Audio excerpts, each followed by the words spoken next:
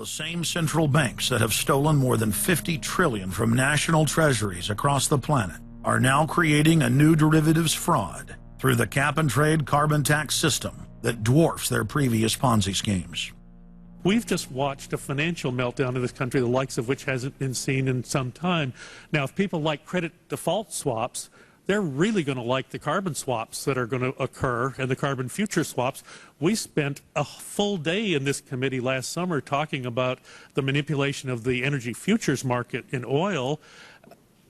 We're going to create, I fear, another such system that people who have an inclination to react dishonestly to systems are going to actually have a new opportunity. Is that not a problem?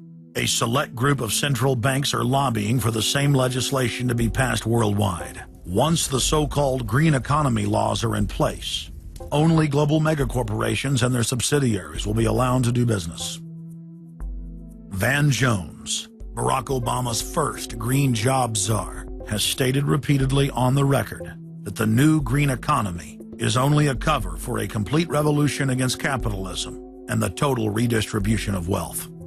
But what Van Jones doesn't tell his sad followers is that the elite are bragging that the modern green movement was designed from its creation to destroy the middle class and transfer all wealth into the hands of a super elite. They're not doing this to uplift the poor. No, the goal is to enslave the planet and usher in a new dark age. Every nation on Earth is in the process of, or has already passed, its own set of carbon tax laws and regulations. If their plan is successful, every nation on Earth will not only pay tribute to the powerful world government, but every facet of human life will be regulated by the technocratic global planners. Under the carbon tax scheme, China, India, Mexico, and over 150 other nations are exempt from the global tax system. You see, the bankers already own and control the third world. Their final target is the middle class of the West. Once they've dismantled the economies of the United States, Europe, and Japan, they believe no one can stand in their way. In short, the New World Order is a global corporate takeover.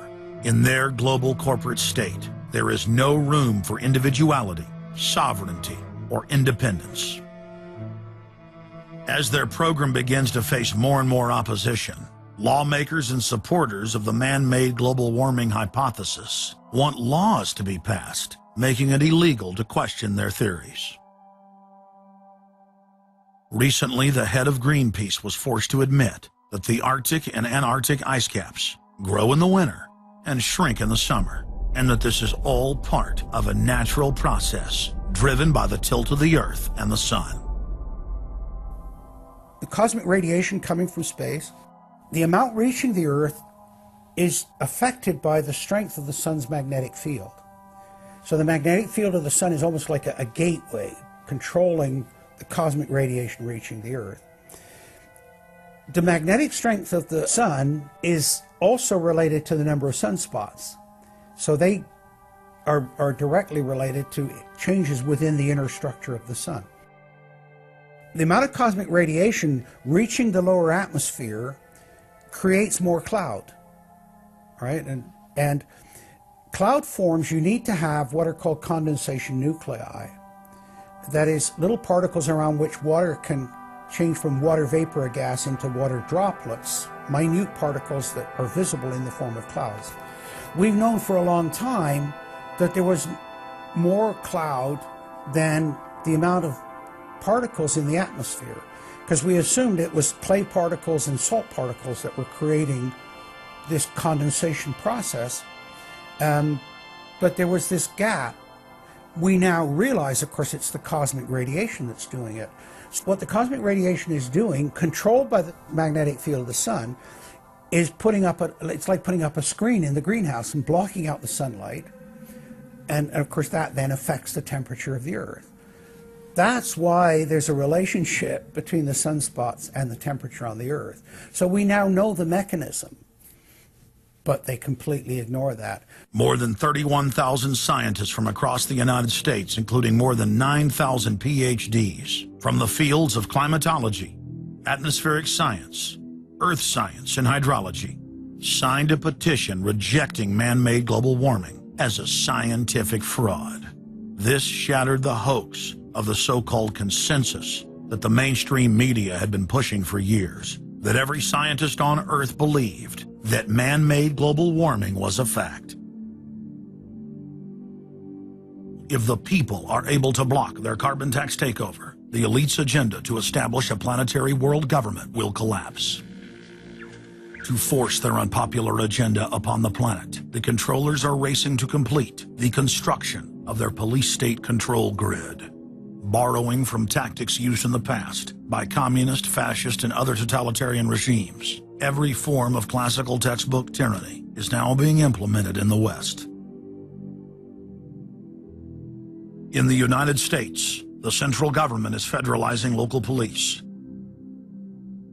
State and local officers are in a great position to collect important information on terrorists and their allies, and the Terrorist Screening Center stands ready to help you.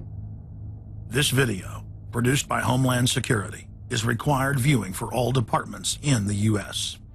And with the teamwork of local, state, and federal law enforcement, we have an excellent opportunity to see the picture and solve the puzzle before these terrorists can strike again. State, county, and city police now take their marching orders directly from DHS and FEMA. The videos and training manuals turn peace officers, once guardians of the Republic, into secret police. See way down there? There's a woman taking photos of the dam. Someone called 911 and reported a suspicious person. As you guessed, she's going to be a Category 3 hit.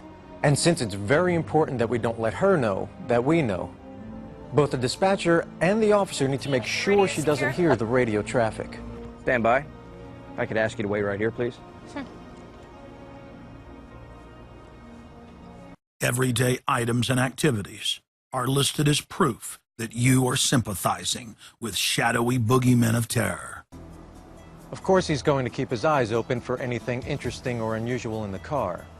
That would include cameras, binoculars, video equipment, GPS, maybe things like sleeping bags that suggest they're living out of the car.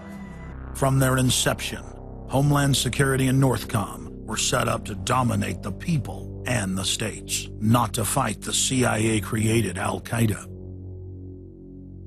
Patriotic members of the military and law enforcement, at great risk to their lives and careers, have sent this filmmaker federally and internationally produced law enforcement manuals, textbooks, documents, and videos. The MIAC report, distributed to Missouri law enforcement, lists gun owners, libertarians, constitutionalists as potential terrorists. The federally written document went on to list Ron Paul, Bob Barr, and American flag bumper stickers as dangerous paraphernalia linked to white supremacists. Even before 9/11, FEMA was quietly indoctrinating local police to have a hatred of the Founding Fathers and everything our constitutional republic stands for. Who was the first terrorist organization in the United States? Who? Founding Fathers. Founding Fathers. You mean Thomas Jefferson? Oh, yeah. You mean George Washington? Oh, yes. Paul Revere? Yeah. These guys right here, let me ask you something. Did they try to scare people? Oh, yes. They tried to intimidate the British. Did they use acts of violence?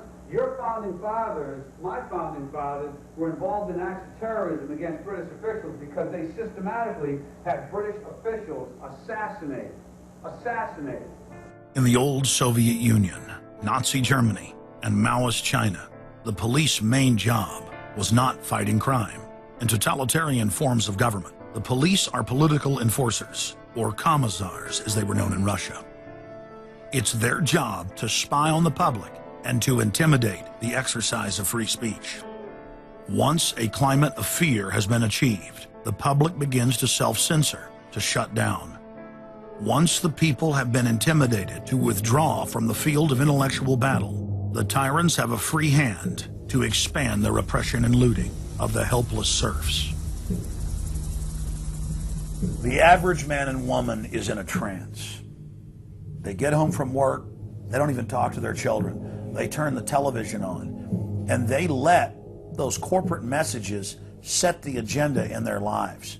If we want a revolution against these social engineers and the scientific dictatorship, we have to start getting back to basics, having barbecues, knowing our neighbors, loving our husbands and wives, spending time with our children, and getting back to real human culture. This false corporate culture has been superimposed over our daily lives. The public is literally under a trance. We have to somehow reach out to them and break them out of this trance. And as the globalists destroy our standard of living and bring in their police state, a lot of people are beginning to wake up and realize that what they've been told all their lives was a lie. But it's essential that we, the people, are there to reach out to our fellow Americans and our fellow human beings and show them the truth.